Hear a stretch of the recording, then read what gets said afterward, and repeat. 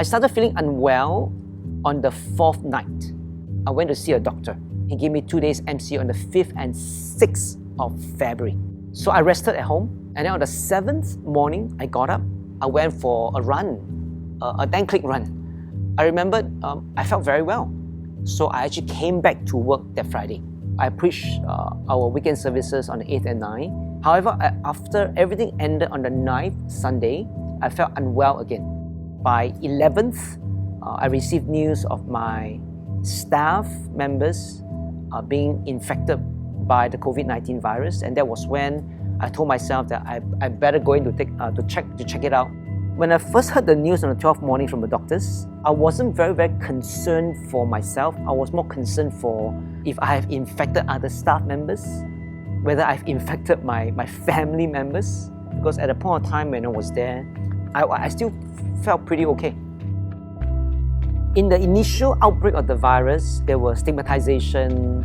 In many sense, Grace Assembly name was synonymous to COVID-19. Many of our colleagues, friends, employers were very concerned with members of Grace Assembly.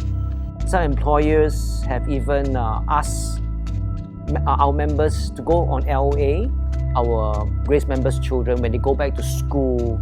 There were a lot of questions asked. Were you close to those who were infected? Were your family members infected? There were a lot of questions like this, a lot of fear, irrational fear.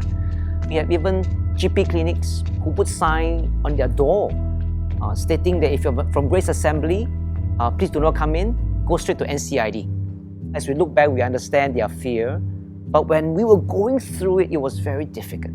Many people are trying to come to terms with this virus, and they have no clue how this virus was spreading. So there were a lot of fear, and out from that fear comes a lot of stigmatization, and we were not welcome in many places. So was it a pleasant experience for many of us? No, it wasn't.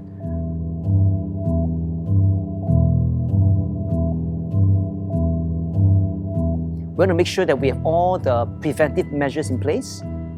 Measures such as making sure that we have a thermal scanner to ensure that we do a temperature check properly, making sure that we have all the processes such as social distancing in our services, where they'll be seated in alternate seats. So we are very mindful and very careful to make sure that the situation stabilizes before we resume all our activities and events. In our cluster, there are 23 of us, but only 17 of them belong to Grace Assembly, either as staff or as members.